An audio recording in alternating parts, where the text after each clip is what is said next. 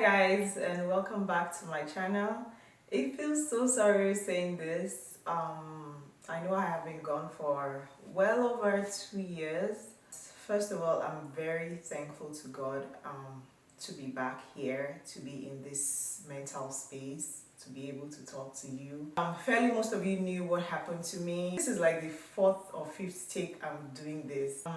This is my first time publicly talking about my mom's death. Yeah, of course, my very close friends understood where my mental state was, but of course, because I think my YouTube journey has been what I have been trying to build before my mom's passing, hence why I think this video is very necessary as a comeback. I'm just going to say this as it is. This is just straight from my heart. First, I want to say thank you to everyone who checked on me the first few years. As a matter of fact, some people are still even checking on me, considering how close I was with my mom. And it's even a no-brainer. Like, if you meet me, you just know somehow in our conversations my mom has to come up. Still, we were that close, and so just losing her unexpectedly was a lot. As an only child of her, it's just very crazy. But then just see this video as a thank you. I think I just like a long form content. I kind of feel I have a lot of stories, my personal journey that really can motivate and inspire people. Regarding losing my mom, it had been very, very tough. I didn't understand how losing someone, very close to me could affect me. Like, at some point I felt I had lost it. But again, I'm very thankful to very few close friends, a few family that has been there, my mom's friends. To be honest, I just wanted to say thank you. Please just see this as a thank you. Okay, so many of you might have asked, was she ill? It was just very minor sickness. For the most part, she had always complained about her belly, right? But yeah, she was always going to the hospital, do checkup and the likes of it. But this one took a different toll. We just felt it was just a regular her belly. Oh, she would just say, oh, my belly's spinning me. Have you gone to the hospital? Yes, I've gone to the hospital. They've checked me, everything's fine. And so that was it. She went to the hospital. She spent like a week, and then she went back home. I was even still very upset that why did you leave the hospital? Like, because I felt she wasn't fine. Somehow she just didn't really like hospital. I'm like, why did you go back home? And she was like, no, I think I'm okay. And then I think 2 weeks after she got back home, the thing resurfaced. And I'm like, okay, please just go back, stay, and let's just know what they have to say. I mean, at some point I had thought about, if my mom died, what will I do? And of course the thought that always came to my mind was, I cannot stand it. I will die. My mother cannot die. How can she die? How can she even leave me? I'm telling you, it is just the grace of God that I'm here, sitting and just talking. It was me that understood what my mental state was. Like, I think me and very, very of my close friends who knew my story. Now, not necessarily how close I was with my mom, but who knew what I had been going through personally, and then before being hit by my mom's death again. To them, it was like, oh my goodness, like, what is this? They didn't even know how to tell me because she was in Nigeria. Of course, I was here. I think the day before we had spoken, which was the last day that I spoke to her.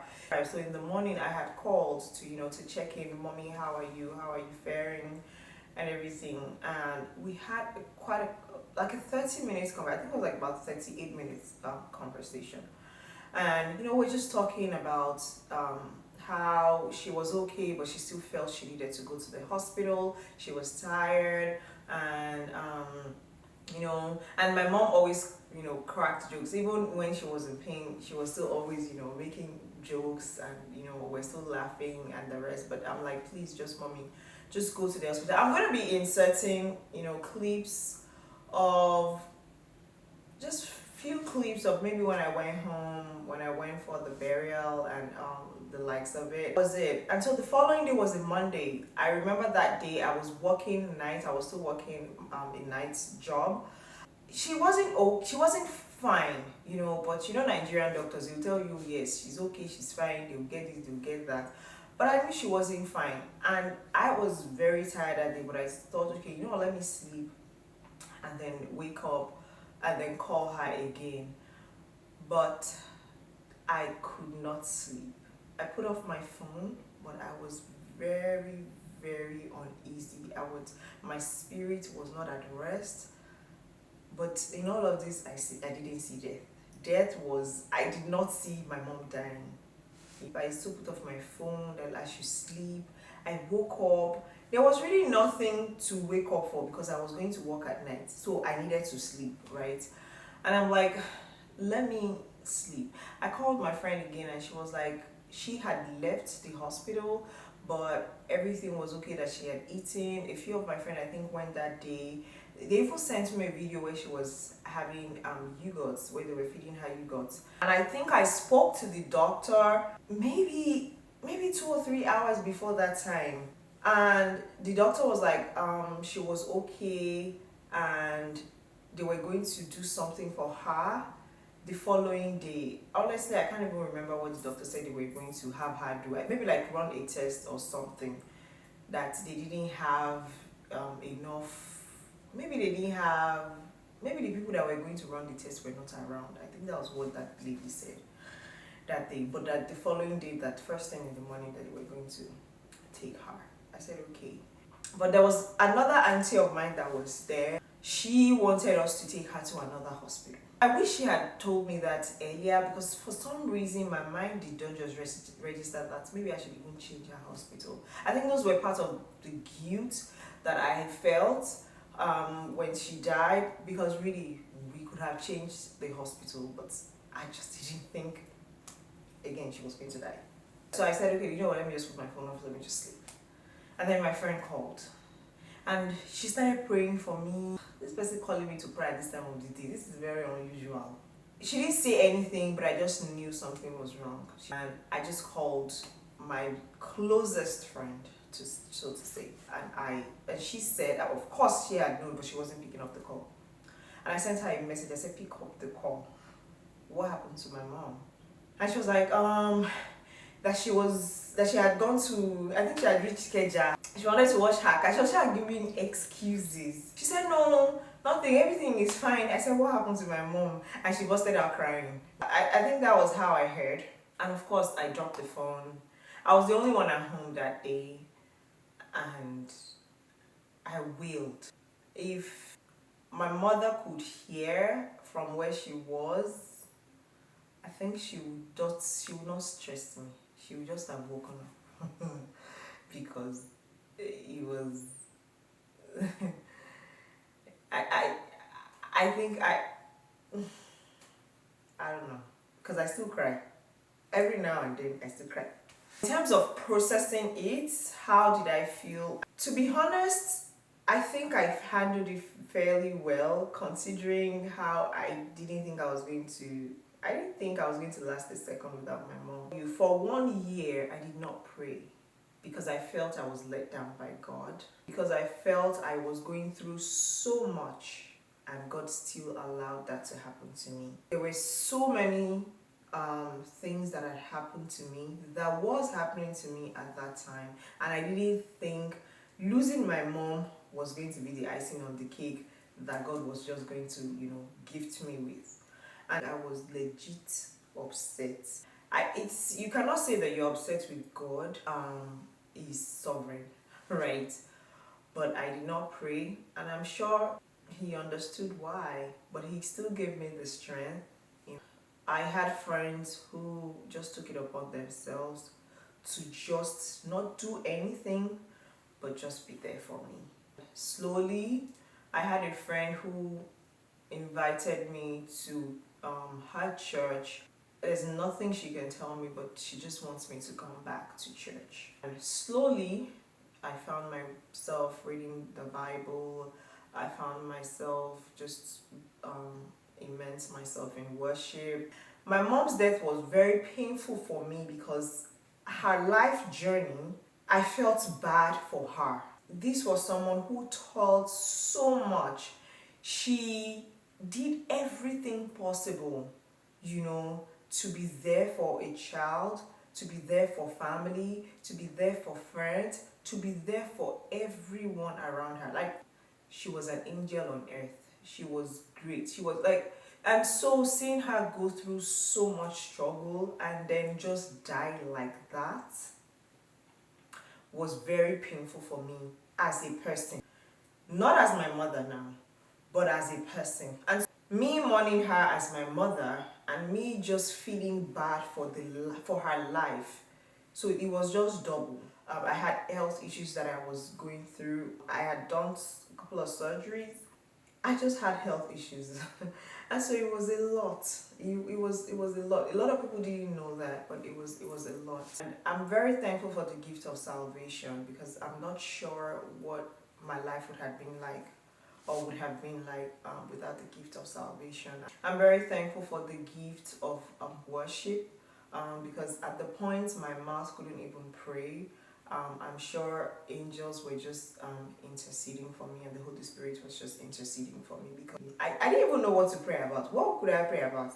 To be healed, or for my mother to be back, or for some of the things that I was going through at that time to dramatically just turn around. So it was just a lot. In terms of where I am presently, I think I'm in a way better space.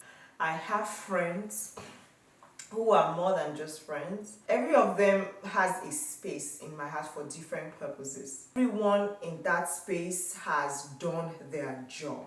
All of their roles, they've all played their parts, and they played it so beautifully well.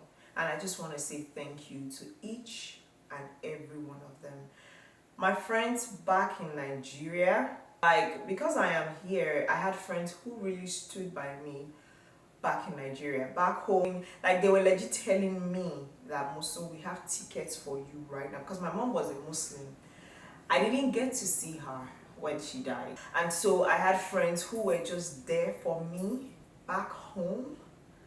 And they stood with me. They stood for me. And I just want to say thank you to them. I might not be able to say thank you personally to each and every one of them. I just want to say thank you, that I really, really appreciate each and every one of them. I'm talking about my friends back in Nigeria. Like, they stood for me. They called. I didn't think I was going to cry. I didn't think I was going to cry, because I didn't want to cry. But I just want to say thank you to each and every one of them. They had been more than a friend. And God will bless each and every one of you. For those of you who still have your parents, may you not lose your mom, your father, if you're close to any one of them. I just want to say thank you, and to my friends too that is in the US. I just want to say thank you. Like, thank you guys so much. I'm in a state of acceptance, even if it's not 100%, but I know that I can bring my mom back, but she will forever be in my heart. I will forever celebrate her. I have so many things planned, and I just pray that I'm able to do that. Being an only child, going through so much personally, and also going through this, it's not an easy thing. And again, for anyone who is going through this, I just want you to know that your grief process is totally unique to you. Please take as much time as you can. So take it a day at a time. With time, you're going to get your feet. I don't know if you're a believer, if you're a Muslim, if you're a Christian, just hold on to God, because to be honest, it is only God that can give you peace. It is only God that can give you solace. It is only God that really can give you what nobody can give you. And just getting to a place of acceptance I think to a large extent I have accepted, not 100%, but I have accepted. But again, I know that I still have so many things to do in my mom's honor, and that is the drive. That is really what keeps me moving. There are just so many things to do in her honor, and thing that struck me, that made me realize, you know what, you have to just get yourself intact and keep it moving. There's hardly anything in my space that doesn't have her name in it. I'm sure from now on it's going to be just sharing fun stuff. It's going to be, just present and just being as vulnerable. It's just going to be me sharing myself to anyone who cares to listen. Not even minding views at this point, but I just want to be happy just doing what I like. But anywhere you find me, just say hello. Okay, thank you so much and have a beautiful day. Bye. It's been a long day without you, my friend, and I'll tell you all about it when I see you again. We've come a long way from where we began. Oh, I'll tell you all